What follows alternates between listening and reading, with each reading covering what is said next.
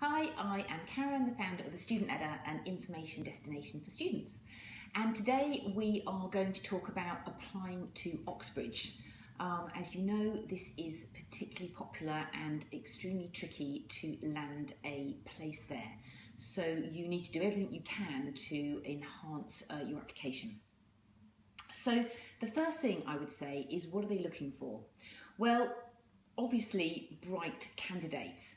You need to have a minimum of 6 A stars at GCSE.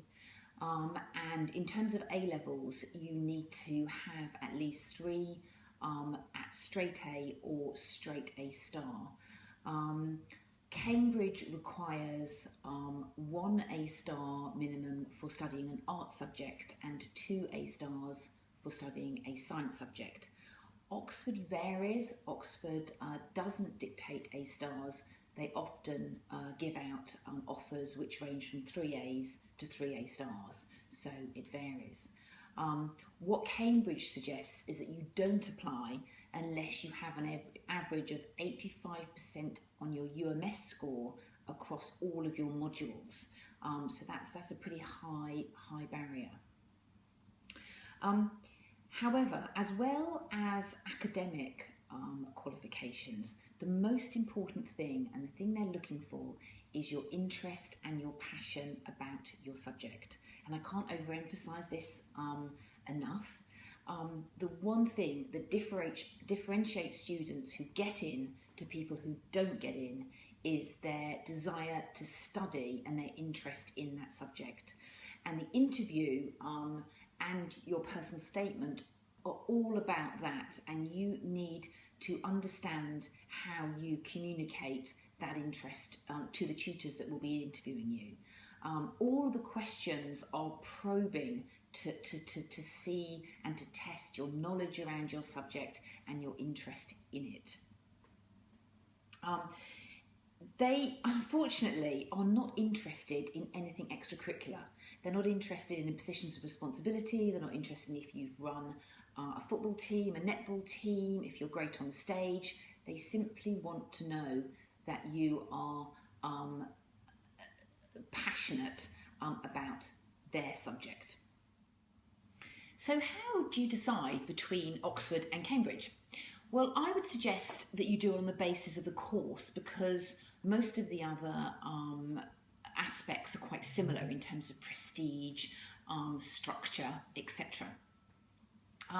Some subjects are not offered by both universities. That would include PPE, architecture, veterinary science, chemical engineering. The other big difference is natural sciences.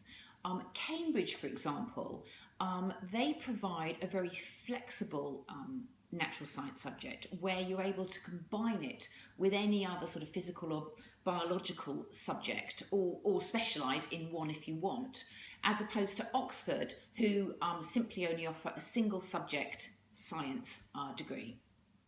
And then economics and politics similarly.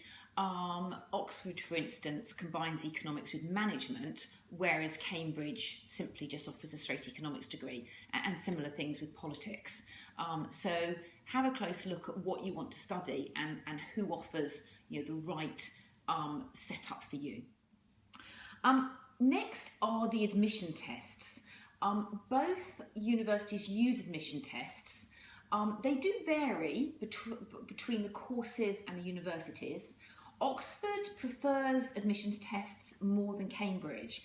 Cambridge tends to rely more on your UMS scores, whereas Oxford offers interviews more on the admissions tests, and they do vary. Both of them quite like the thinking skills assessment, the TSA test. A lot of the subjects require that, and I suggest that you do practice those a lot. There's lots of links on the Student Ladder website, so check those out and sit and practice as many as you can before you sit the real thing, because as I said, Oxford in particular will offer on the basis of the scores on your admissions test. So hopefully you will be asked for an interview, and again the probability of getting an interview varies by subject. Some subjects, 70% of the applicants get asked for an interview. Very popular ones like economics, maybe only 30% do, so it varies. The interviews are reasonably similar between the two universities, and there's a lot written about them. Don't believe everything that you hear and read. They are reasonably straightforward in what they're trying to achieve. And that is, again, all about your interest in that subject.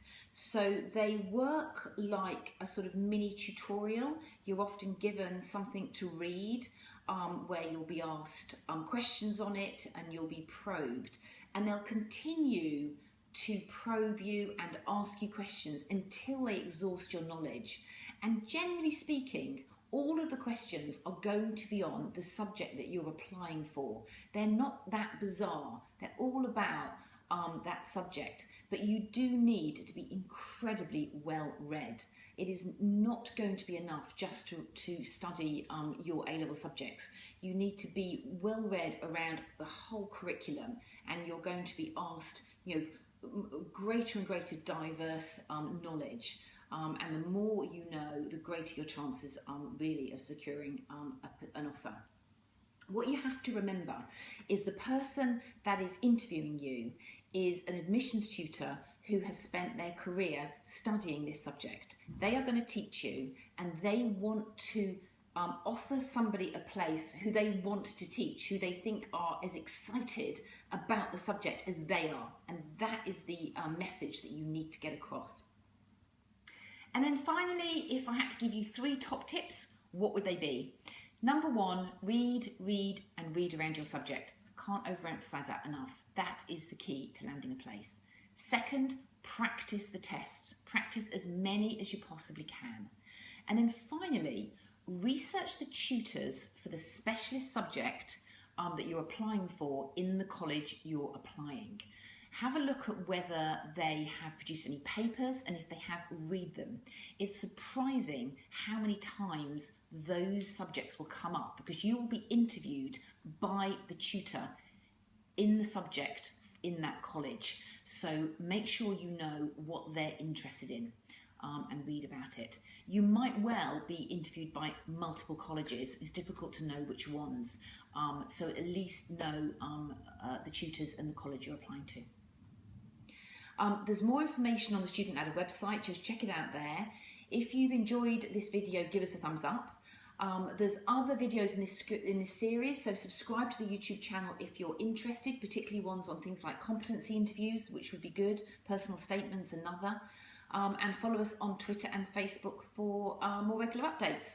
In the meantime, good luck with the application. Bye for now.